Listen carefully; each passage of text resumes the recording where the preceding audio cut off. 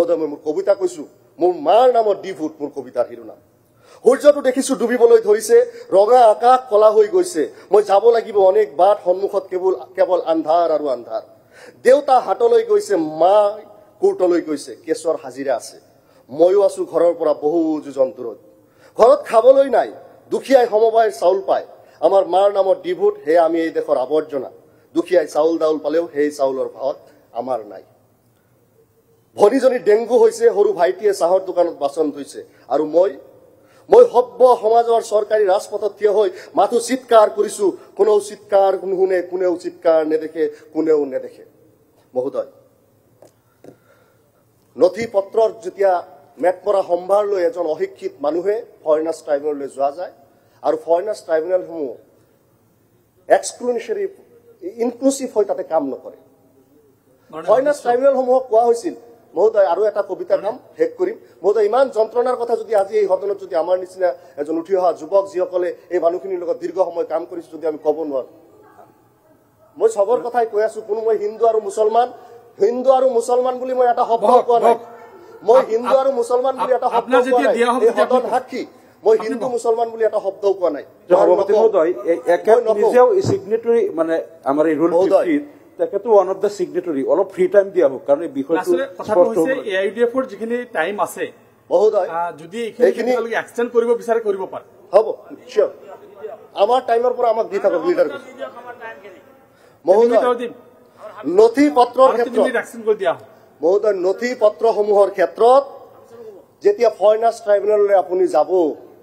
দেখা পাব যে এটা বানান ভুলৰ কাৰণে কে জাগাত কিউ হোৱাৰ কাৰণে যেনেকৈ Qadir Q A D I R লিখিব পাৰি কে এ ডি আই আৰ লিখিব পাৰি যদি ফৰেনাৰ্ছ ট্ৰাইব্যুনেলৰ মেম্বাৰে ইচ্ছা কৰিলে যে কাদিৰ আৰু কাদিৰ কিউ দি লিখা আৰু কে দি লিখা কাদিৰ দুটা একে নহয় আপোনাক ফৰেনাৰ্ছ বনাই দিব পাৰে আৰু মই চ্যালেঞ্জ কৰি ক'ব পাৰো যে এই সদনৰ 126 জন মেম্বাৰ আটাইখিনিৰ নামত ফৰেনাৰ্ছ ট্ৰাইব্যুনেলৰ কেছ চলাওক 50% মানুহ পাছ কৰিব নোৱাৰে যি পদ্ধতি চলে মই চ্যালেঞ্জ এমএলএ বনাই দিব এফটিএস সব এমএলএ বনাই দিব নোৱাৰে এনেকুৱা কামটা তো এই প্ৰক্ৰিয়াত চলে ফৰেনাৰ্ছ ট্ৰাইব্যুনেল এটা কোৱাসি জুডিচিয়েল প্ৰসেছ তেওঁলোকে কোন ভাৰতীয় তেওঁলোকক বিচাৰি উলিয়াব লাগিছিল কোন বিদেশী এইটো তেওঁলোকে ৰায় দিয়াৰ মানুহ নাছিল যদি বিদেশী হয় চৰকাৰে তেওঁলোকক সেই দেশত পঠিয়াই দিব লাগিছিল কিন্তু পাৰা নাই আৰু তেওঁলোকক কি কৰা হৈছে ইলিগেলি ডিটেইন কৰা হৈছে এতিয়াতো ডিটেনশন কেম্পত এটা ডিটেনশন কেম্পক কেন্দ্ৰ কৰি কেছ চলিছিল কোভিডৰ আগত 3 বছৰৰ ভিতৰত সকলোকে যাক ডিপোৰ্ট কৰিব নোৱাৰিব তেওঁক জামিন দিব লাগিব পৰৱৰ্তী সময়ত কোভিডৰ পিছৰ পৰা 2 বছৰ কৰা হৈছে আৰু আগতে সিউৰিটি বন্ড যিমান আছিল সেইটো কমোৱা হৈছে আৰু ব্যক্তি এজন জামিনদাৰ হলে এতিয়া হয় অৰ্থাৎ ডিটেনশন কেম্পত কাকো 2 বছৰৰ ওপৰত ৰাখিবই নোৱাৰিব তেনেহলে এই মানুহখিনি হাৰাশাস্তি কৰাৰ মানে কি সুপ্ৰিম কোৰ্টৰ কেছ আৰু এটা কবিতা আছে মই খালি কম তাৰ আগত এটা আৰু সৰু ঘটনা কৈছো যে ফৰেনাৰ্ছ ট্ৰাইব্যুনেল আৰু অসম পুলিচৰ বৰ্ডাৰ বিভাগ কিমান ধৰণৰ বজ্জাতি কৰে সেই কথাটো ক'বলৈ লৈছো ফৰেনাৰ্ছ ট্ৰাইব্যুনেলৰ পৰা যেতিয়া নোটিছ বৰ্ডাৰ পুলিচৰ জৰিয়তে কাৰোবাৰ ঘৰলৈ পৌঁছাব লাগে সেই নোটিছ পৌঁছাই নিদিয়ে মহোদয় দেখা যায় তেওঁলোকে নোটিছসমূহ গছত লগাই থব কাৰোবাক পেলাই দিব আৰু তাৰ উজ্জ্বল প্ৰমাণ সুপ্ৰিম কোৰ্টৰ কেছ 2021 চনত আপুনি চাব পাৰে Misar Ali versus union of India যে ব্যক্তিজনৰ ঘৰ ঠিকনা সকলো পুলিচৰ আচত থকাৰ পিছতো তাৰ পিছতো তেওঁলোকে আপোনাৰ তেওঁৰ ঘৰত নোটিছ পৌঁছাই দিয়া নাই গতিকে মহোদয় মই অন্তিমত এই যে ডিটেনশন কেম্পত ফৰেনাৰ্ছ ট্ৰাইব্যুনেলত যি বিচাৰ প্ৰক্ৰিয়াৰ মাজত যেনেকুৱাকে কষ্ট হয় মানুহে এজন অশিক্ষিত মানুহ আজি যদি মোক ইয়াতে সোধা হয় যে আপোনাৰ ককা দেউতাৰ যিকেইজন সতি সন্তান আছে আটাইকেইজনৰ নাম কওক মই আটাইকে সুধিছো কোনোবাই ক'ব পাৰিব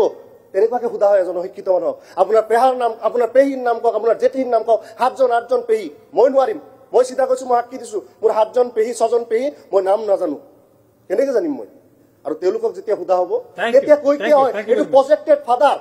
এইটো প্ৰজেক্টেড মাদাৰ সাক্ষী দিবলৈ যায় যিসকলে জন্মৰ সময়ত দেখিছে মই অন্তিমত এটা কবিতা খালি গাইছো কুইট ইণ্ডিয়া 83 বাজবাৰী মোৰ চিৰচিত কবিতা মহোদয় টিকটিকাত থিয় হৈ আপোনাৰ মুখখন চাই ভাবিছিলো যে আপুনি চাগে ন্যায়ৰ অৱতাৰ মই দুচকু মুদি কৈ গৈছিলো মোৰ জন্ম কুণ্ডলী শৈশৱ যৌৱন বৃদ্ধকাল ৰায়ত কুইট ইণ্ডিয়া 83 বাজবাৰী সকলো আপুনি লিৰিলি বিদাৰি উৱলি যোৱা মোৰ কাগজবোৰ চাই গৈছিল গিজ দাসকে মোহৰো মাৰিছিল কলমৰেও মাৰে লম্বা আছ মোৰ কাণত পৰি থাকিল আৱাজ কিন্তু মই চকু খোলা নাই বুকু মোৰ থৰ থৰ কৈ কঁপিছে অলপ পাছত চকু মেলি চাই দেখো মোৰ দুহাত ধৰি আছে 2 খাকি পোচাকি ভেৰণীয়া বন্দুকিয়ে এনেকে মোক লৈ অনা হল পোতাহলাত ইয়াতে পাৰ হৈ আছে মোৰ দিন অনাহাৰে অৰ্ধাহাৰে সন্মানহীন অপৰাধীৰ দৰে নিৰ্দয় আৰু অন্যায়ভাৱে অপৰাধ মোৰ পৰিচয় প্ৰমাণ মোৰ বেশভূষা আৰু ভাষা শাস্তিত দেশহীনতা ধন্যবাদ মহোদয় আপুনি বিচৰা বাতৰি পাব কেৱল নিউজ 18 এপত নিউজ 18 এপ ডাউনলোড কৰিবলৈ স্ক্যান কৰক এই QR কোড গুগল প্লে ষ্টৰতো পাব এই নিউজ 18 এপ